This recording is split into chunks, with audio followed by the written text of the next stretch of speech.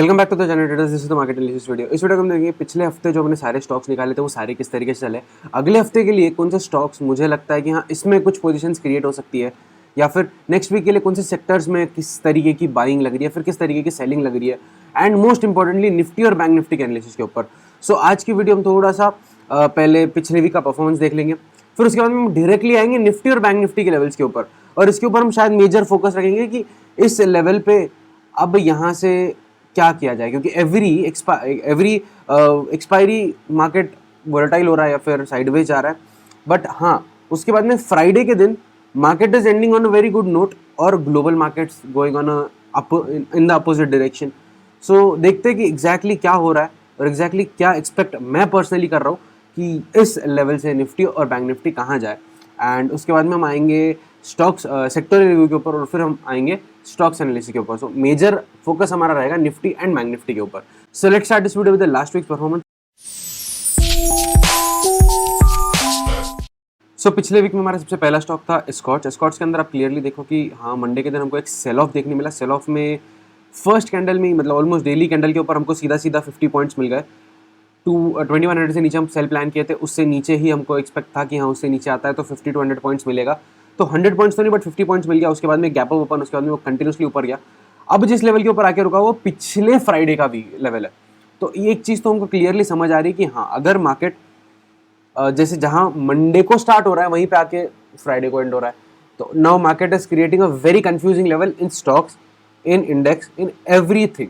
ठीक है, सो हम आते हैं नेक्स्ट स्टॉक के ऊपर, दैट इज भारतीय एयरटेल। भारतीय एयरटेल के अंदर हमको क्लियरली ब्रेकआउट देखने नहीं मिला। इसके ऊपर कहीं पे भी वो क्लोज नहीं हुआ और वो वहाँ से नीचे ही आया एंड इस रेंज में वो अटका रहा। ना वो 810 को ब्रेक कर पाया, ना वो 780 को ब्रेक कर पाया।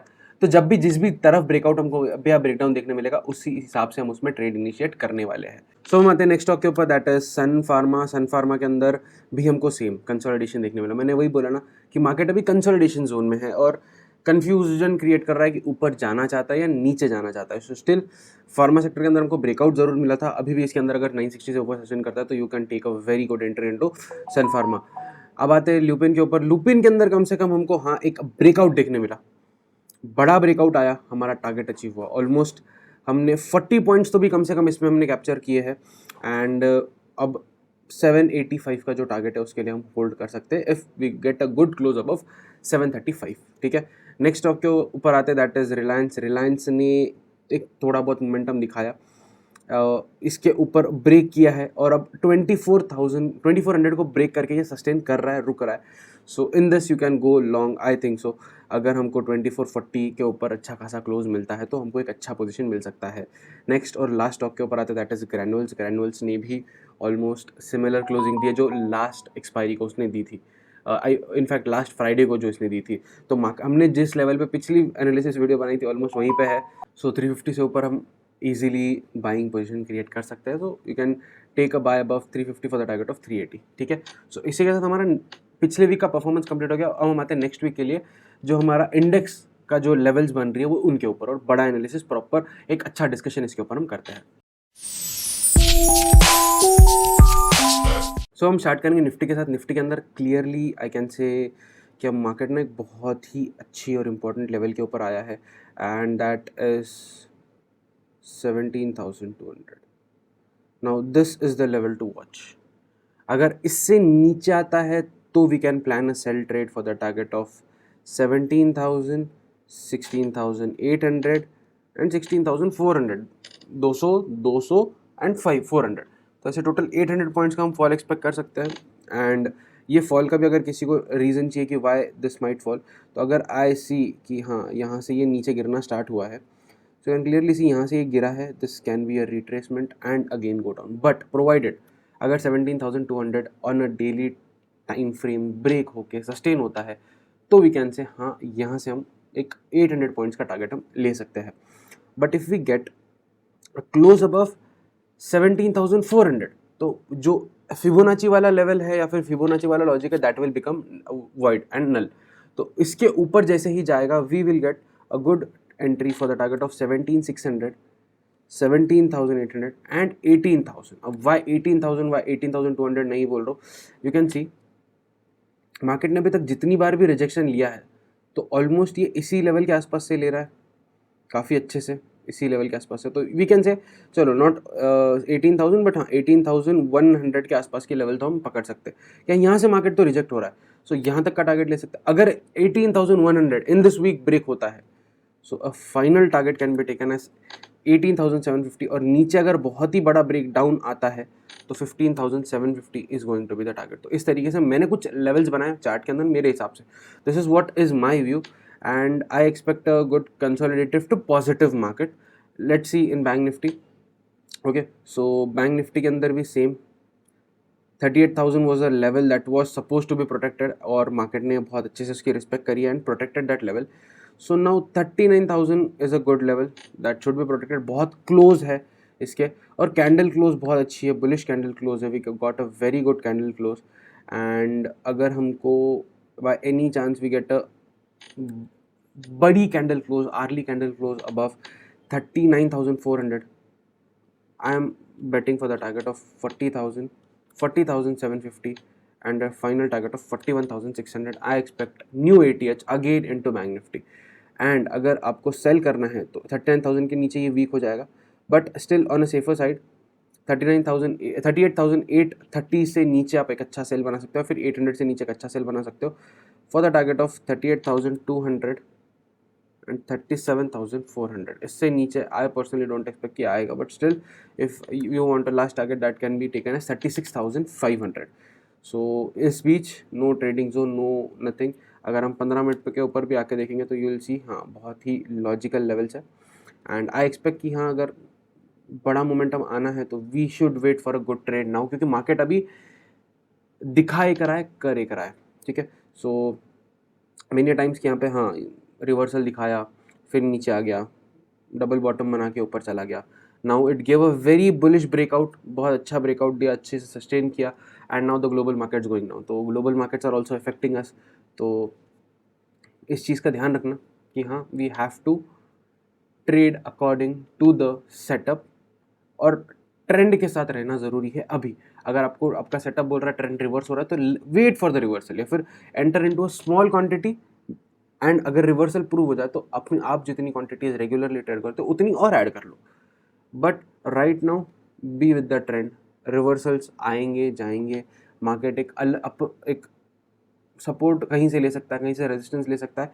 और अगर प्योर प्राइस एक्शन के बेसिस पे बोलो तो हाँ कहीं ना कहीं मोमेंटम आ तो रहा है प्राइस एक्शन के बेसिस पे, बट हाँ it is on a different time frame कुछ अलग बता रहा है, डिफरेंट टाइम फ्रेम के ऊपर कुछ अलग बता रहा है। तो I am personally using 15 minutes as my time frame, जिससे मुझे कंफर्टेबल लग रहा है कि हाँ 15 minutes is okay good time frame, ठीक है।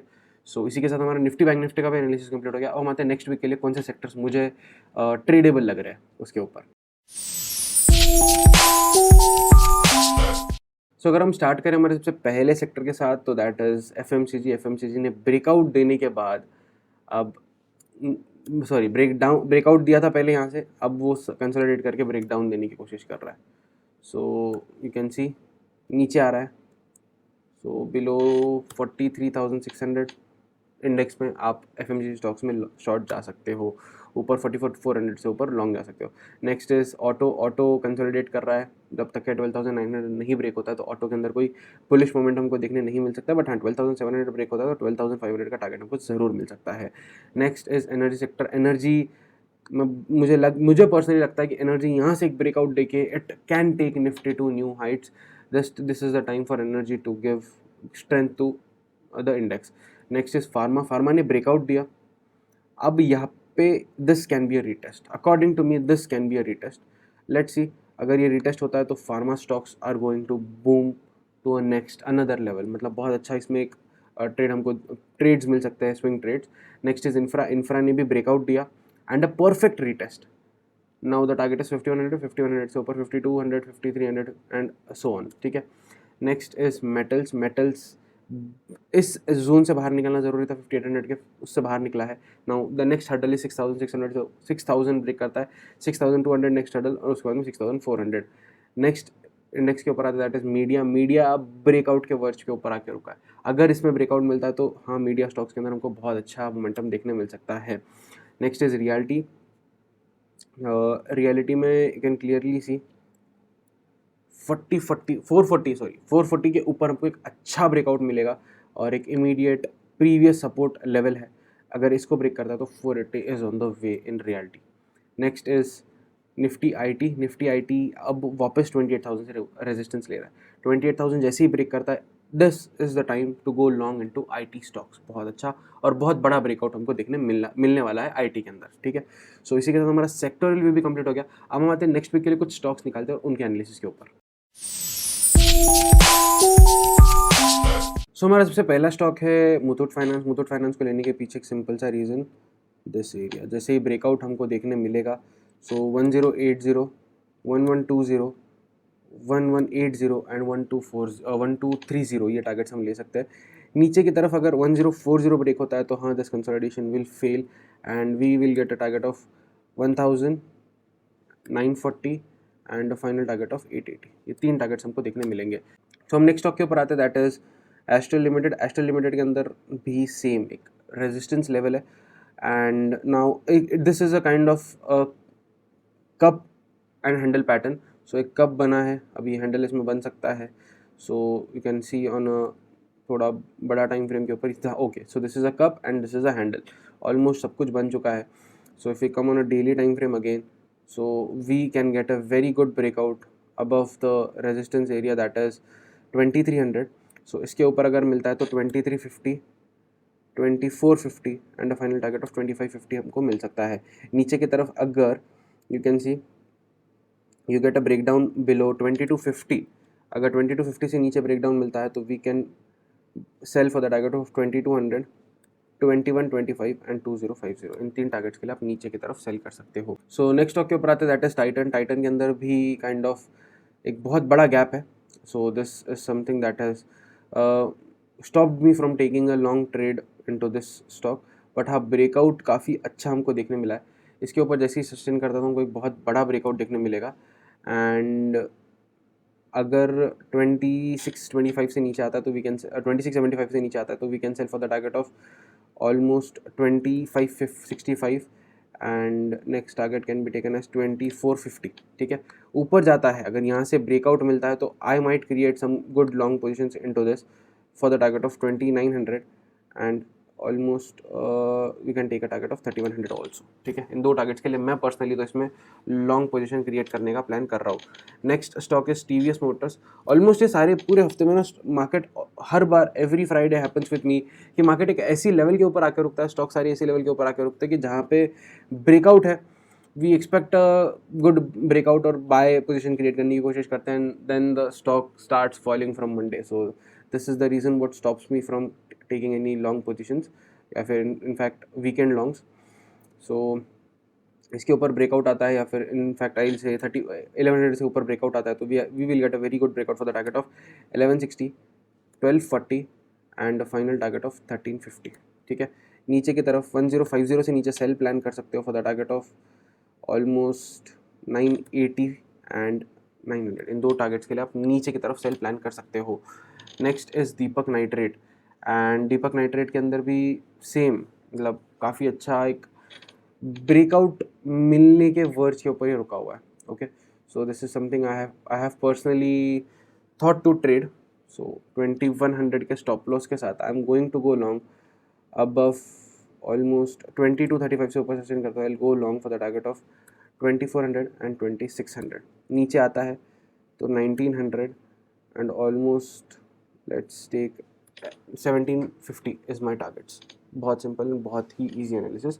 सो नेक्स्ट स्टॉक के ऊपर आता है, दैट इज़ ग्रासिम। ग्रासिम के अंदर भी हमको 1650 के सपोर्ट के साथ हम बाय कर सकते हैं एंड अगर बाय प्लान करना है तो it will be above 1730 for the target of 1800, 1900 and 2000। In 3 targets के लिए हम सेल कर सकते हैं, बाय कर सकते हैं, सॉरी। एंड 1650 से नीचे 1550, 1450 एंड फाइनल टारगेट ऑफ 1350।